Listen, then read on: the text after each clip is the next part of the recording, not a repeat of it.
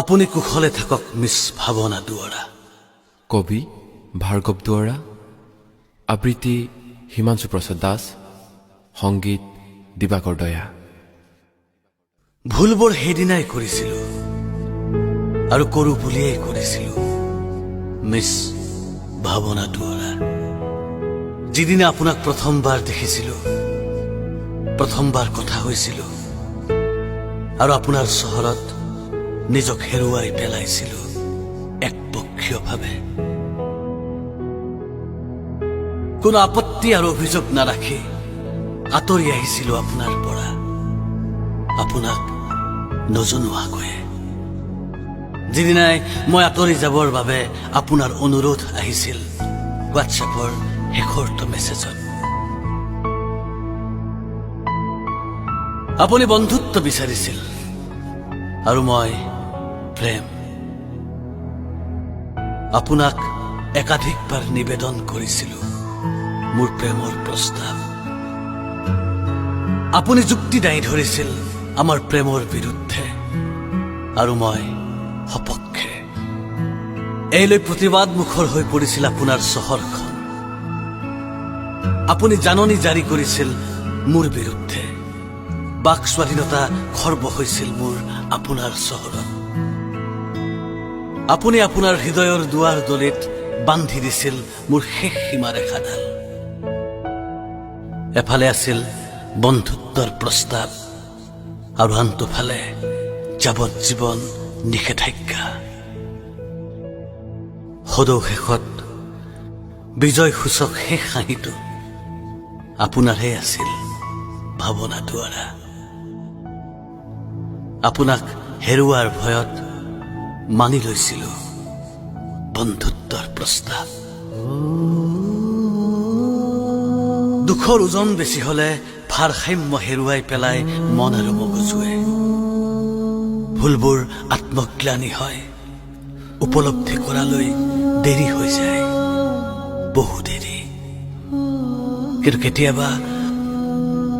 কিন্তু কেতিয়াবা পাৰ হৈ যোৱা সেই সময়ৰ হিচাপ নিকাচ কৰি পেলাও মনৰ কেলকুলেটৰত। কি পালো, কি হেৰুৱালো, কিন্তু উত্তৰত শূন্য। তথাপি আপুনি জানেনে, মনত পৰিলেই পুনৰ আকৌ এবাৰ আপোনাৰ প্ৰেমত পৰো, আপোনাৰ অজ্ঞাতে। কি কব, मोहब्बत नींद की तरह है जो आंखों में हर रोज बसता है। मोहब्बत नींद की तरह है जो आंखों में हर रोज बसता है। याद आपको किए बिना रहा भी नहीं जाता, दिल में जगह भी तो आपने ऐसी बनाई है। দুৰ্বলতাবোৰ আজিকালি আঁতৰত ৰাখো যাতে আপুনি গম নাপায়।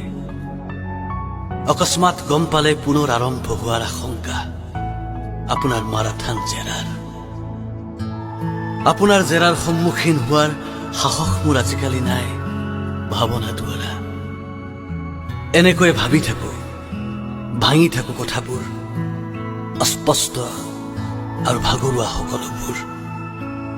ঠিকে আছে, ভাল হ'ব, এইবুলি মনক সান্তনা দিয়াৰ বাহিৰে আৰু একোৱেই নাথাকে। প্ৰান্তত পৰিৰয় এৰি অহা সময়ৰ হেৰুৱাৰ হুমনিয়া। বহু কথাই আগতেই ভাবি পেলাইছিলো আপোনাক লৈ, আপোনাৰ বাবে। এগালমান ফাগুনী সপোন কতো যে কি ভুল আপোনাৰ নাছিল, আকৌ কওঁ ভুল মোৰেই আছিল ভাৱনা দুৱৰা। বেছিকৈ যে ভাবি লৈছিলো আপোনাক, মোৰ ভুলটো তাতেই হৈছিল। আপোনাক সন্মুখত ৰাখিয়ে আপোনাক পাহৰাৰ চেষ্টা কৰো। আপুনি বুজাই গল, সম্পৰ্ক ভাঙিবলৈ দূৰত্ব নহয়, সম্পৰ্ক ভাঙিবলৈ সামান্য অৱহেলাই যথেষ্ট। যোৱাৰ বাটত নেদেখা হোৱালৈ বাট চাই আছিলো আপোনাক। আশা আছিল কি জানিবা এবাৰ মাত্ৰ উভতি চাই মোলৈ, কিন্তু আপুনি তিল মানুহ এবাৰ ঘূৰি চোৱাৰ প্ৰয়োজন বোধ নকৰি আপুনি য'তে থাকক, যাৰ লগতে থাকক, কোনো কথা নাই, মাত্ৰ আপুনি কুশলে থাকক। মিছ ভাৱনা দুৱৰা, কুশলে থাকক।